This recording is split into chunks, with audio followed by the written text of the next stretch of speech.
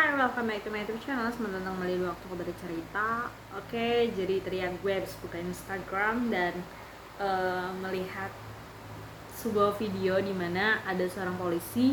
Dia lagi mengawal seorang pejabat yang mau ada acara Mendagri kalau gue nggak salah. Nah, terus ada satu mobil Mercy yang dia ngikut terus, sudah dikasih peringatan sekali dua kali, masih nggak berhenti juga, masih terus ngikut.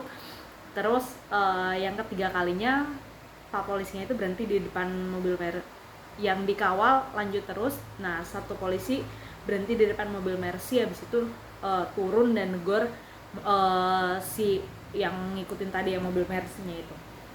Oke, ceritanya kayak gitu ya. Nah, yang lucu adalah kolom komentarnya. Gue sekarang kalau ngeliat video lucu banget ngeliatin kolom komentarnya. Oke, jadi kolom komentarnya itu gini, emang harus ya pejabat negara itu mendapatkan pengawalan? Terus ada lagi yang komen gini, kenapa kalau misal itu, oh ya, itu pejabat harus dapat pengawalan, emang dia telat bangun ya sampai harus buru-buru kayak gitu? Oke, jadi gini, kenapa bisa mendapat pengawalan? Kenapa nggak ikut macet-macetan sama kayak warga biasa? Ini konteksnya adalah di hari kerja, di hari biasa. Kenapa mendapat pengawalan? Karena seperti yang mungkin teman-teman bisa cari di Undang-Undang LLAJ, kalau gue nggak salah, itu ada beberapa prioritas yang boleh mendapatkan prioritas jalan. Pertama itu pemadam kebakaran, kedua tuh ambulans. Ini gue urutannya kalau nggak salah ya, kayaknya pemadam kebakaran dulu baru ambulans, atau ambulans dulu baru pemadam kebakaran ya.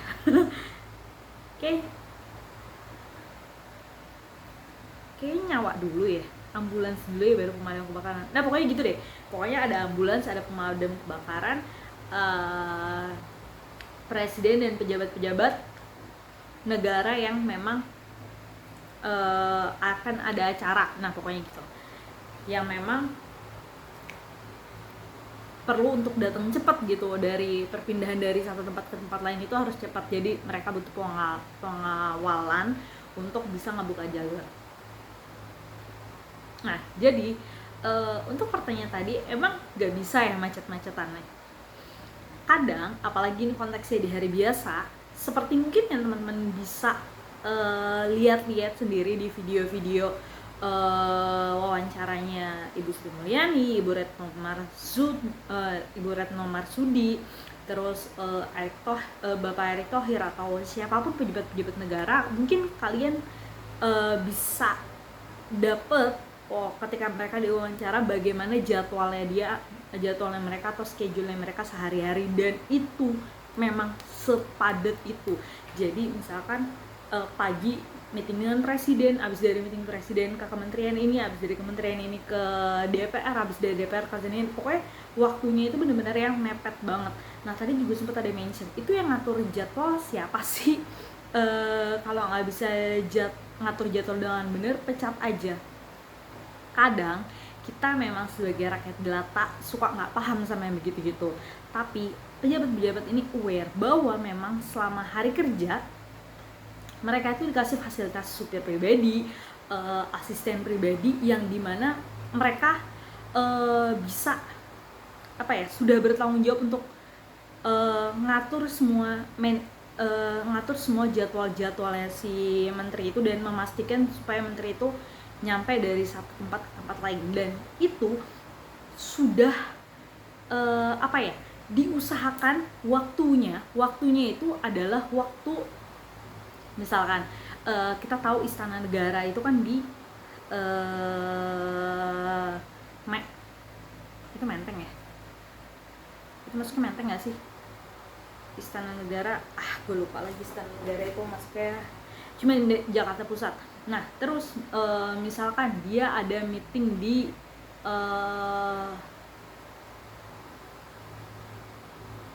komplek polisi,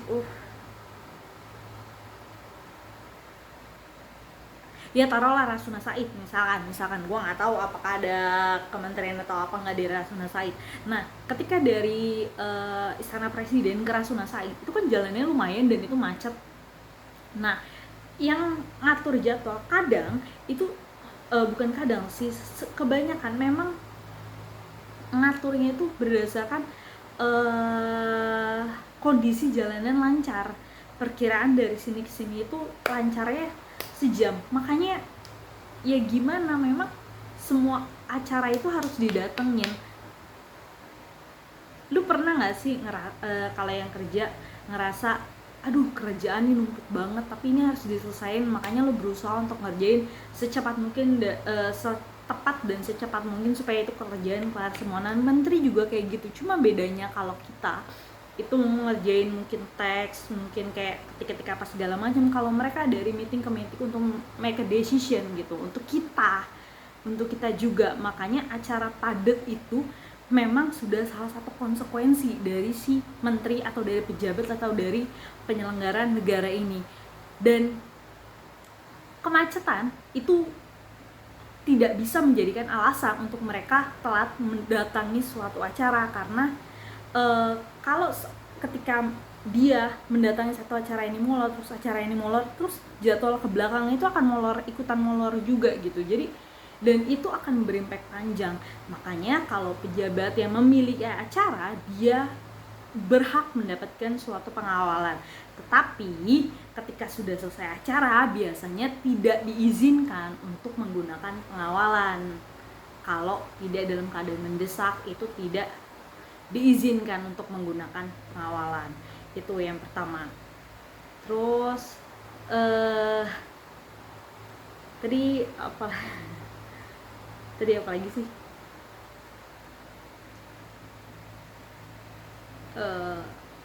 Oh iya, itu yang bikin jadwal. Kalau nggak bisa bikin jadwal yang rasional, dipecat aja. Ya nggak gitu dong. Nggak gitu dong. Itu emang udah konsekuensi. Makanya mereka dikasihkan asisten, mereka diberikan supir yang memang punya tanggung jawab. Ketika menteri rapat kan dia sudah prepare nih, dia di parkiran dia prepare. Nah itu memang sudah siap-siap, ketika menteri masuk langsung zzz, gitu. Nah jadi ya memang dia kerja dibayar mahal oleh negara ya memang untuk itu gitu. Toh juga menterinya kan, kalau misalkan emang menteri nggak butuh istirahat, menteri kan juga manusia. Justru karena dia sudah punya supir, dia sudah punya asisten, dia bisa duduk dengan tenang di dalam mobil dan istirahat sambil menyiapkan meeting di berikutnya. Gue sih kadang suka amazed bahkan ya untuk para menteri-menteri ini atau para pejabat-pejabat negara ini. Wow, mereka bisa loh. Ya secara manusiawi gue tahu mereka juga pasti capek, karena misalkan dari meeting yang satu sampai meeting yang lain itu bisa beda topiknya, dan itu kan harus mengulik ingatan-ingatan yang aduh ini tentang apa ya, itu bahkan bisa beda jauh gitu. Jadi capek pasti, cuma ketika mereka sadar itu adalah tanggung jawab, jadi gue emes sih. Oke, jadi itu aja, semoga tidak ada lagi yang julid. Kenapa sih menteri atau pejabat negara atau ini boleh dikasih fasilitas pengawalan, sementara rakyat jelata itu harus disuruh macet-macetan? Nah, semoga video ini bisa menjawab pertanyaan dari teman-teman yang masih penasaran. Oke, thank you, sampai jumpa lagi di waktu selanjutnya. Bye bye.